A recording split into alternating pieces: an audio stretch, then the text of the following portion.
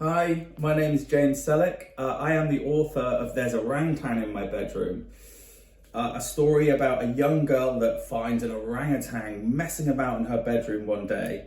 The book was written in collaboration with Greenpeace, and at the start of the book is a short personal story, so a foreword by Dame Emma Thompson. So she's a very famous actress who you might know from films such as Harry Potter. She plays a teacher in Harry Potter. Also Nanny McPhee. She plays the wonderful Nanny McPhee, amongst many other roles.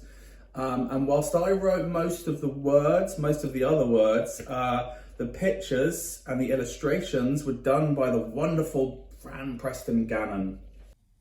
Hello, my name is Frann Preston-Gannon, and I am the illustrator of the very wonderful story There's a Orangutan in My Bedroom, which has been written by James Sellick. Now, I work on lots of different books. Sometimes I'm an illustrator and I illustrate other people's words and other people's stories. And sometimes I'm the author as well, so I draw and illustrate my own stories. But whatever book I'm working on, my favourite topic is animals, because it's something that I love very much. What I hope to do with my books is to share my love of the natural world with lots of different children, and hope to inspire them to look after the planet around them in the way that I hope to do. Now, who have we got on the front here? We've got this fantastic big ape. He's a very, very interesting orange colour, isn't he? Does anyone know the name of this ape? He is called an orangutan.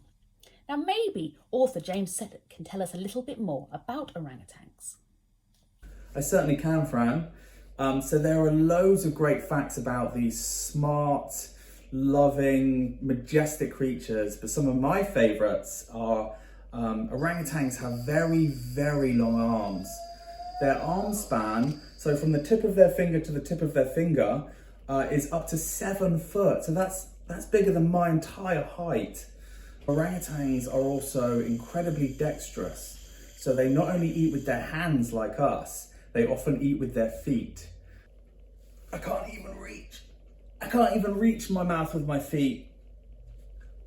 Another of my favourite facts from these guys is that they spend their first 7 years with their mums, which is very unusual in the animal kingdom.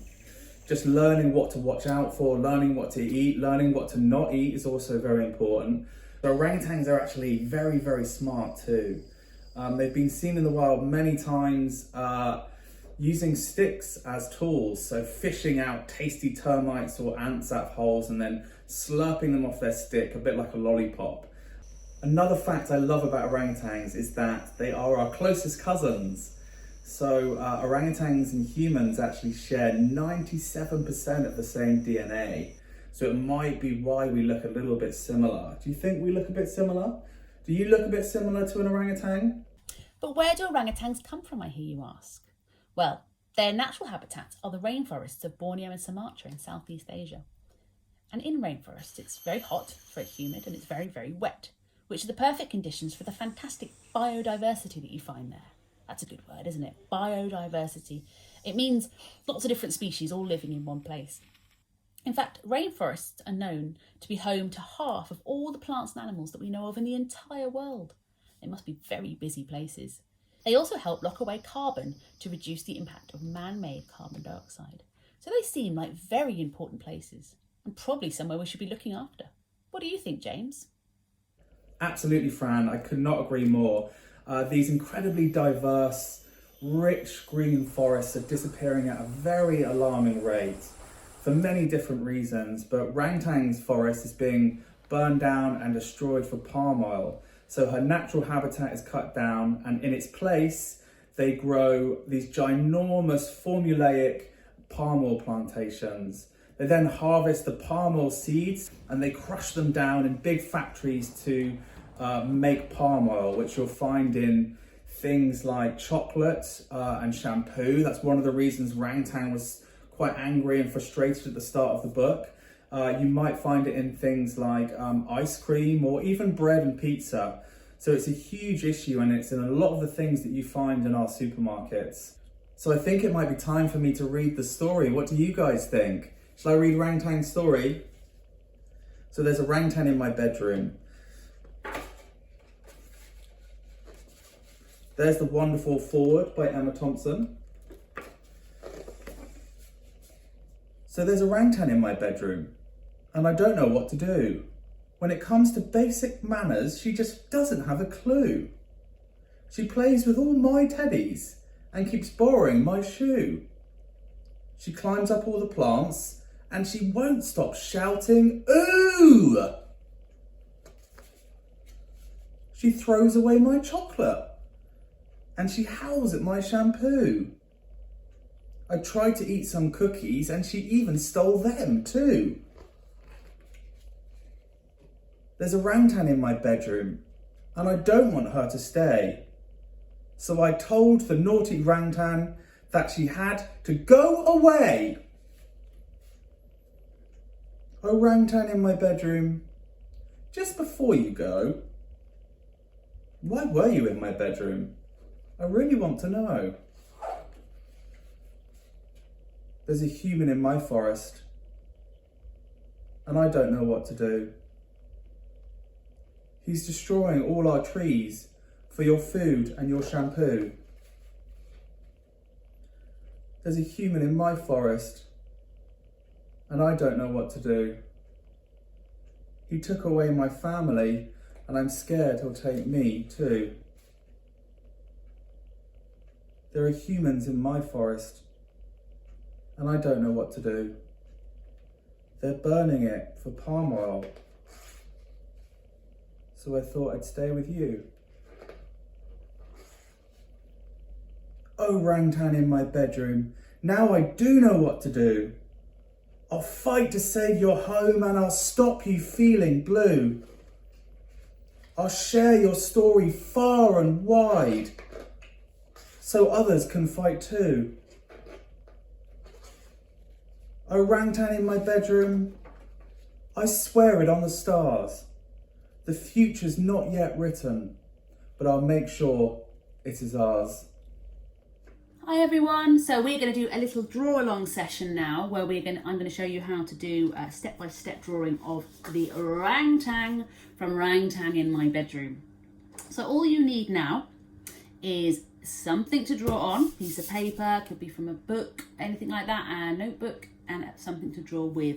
So I've just got a black pen here, but you could draw with pencil, anything you've got, felt tip, anything to make a mark on the paper. So to start off with, in our drawing, we're going to start with a circle in the middle of the page.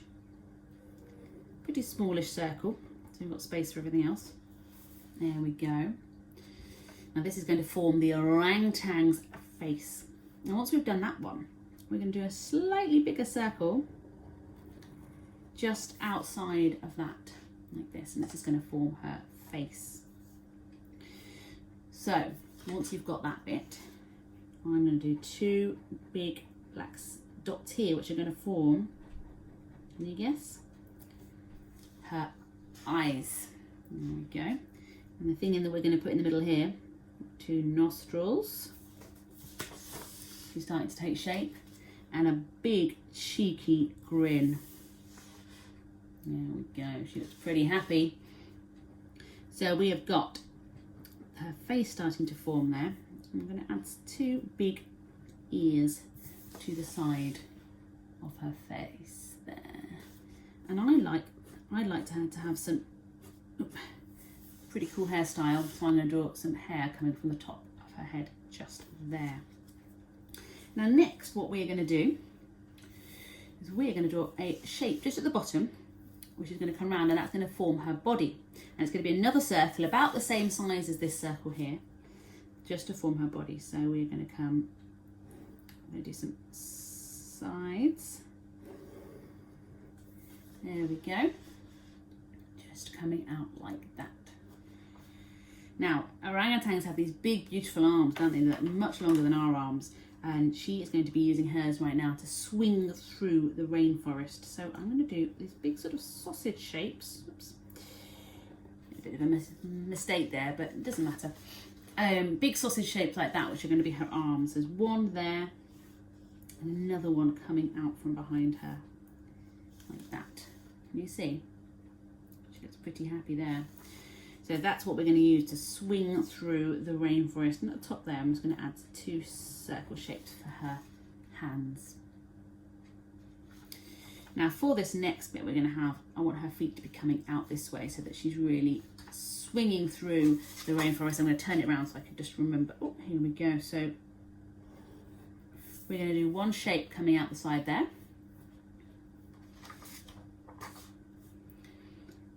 And another one coming just there. And you see?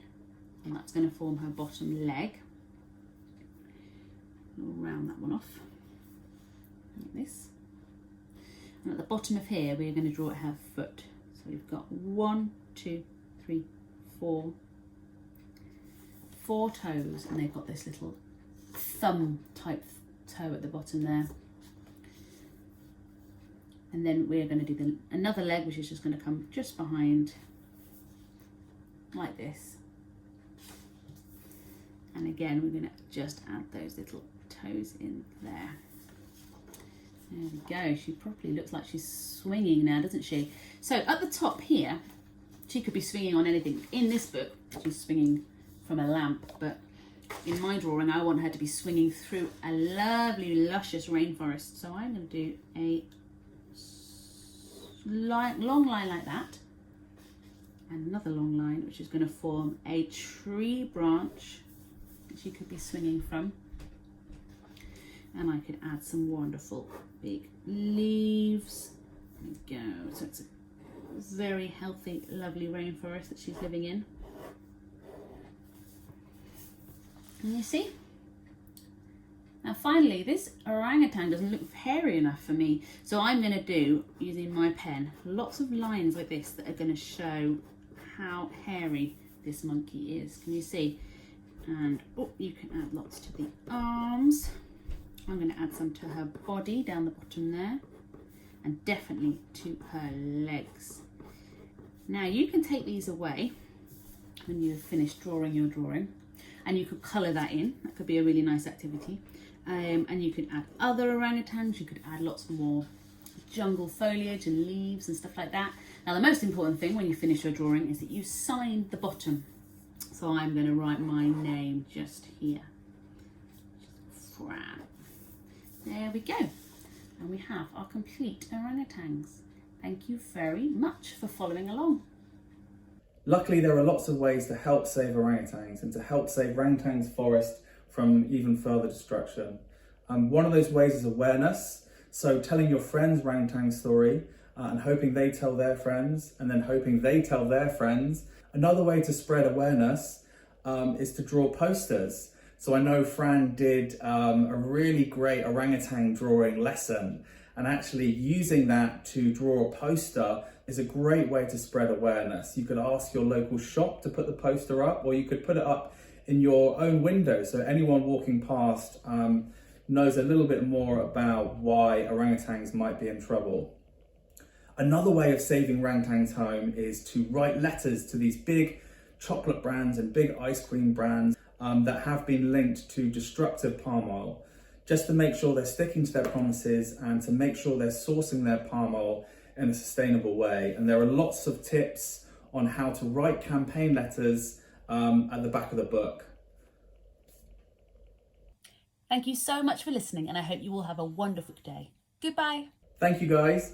I hope you enjoyed learning a little bit more about orangutans and why we should be looking after these wonderful creatures, and have a very, very wonderful day. Go Eco Warriors!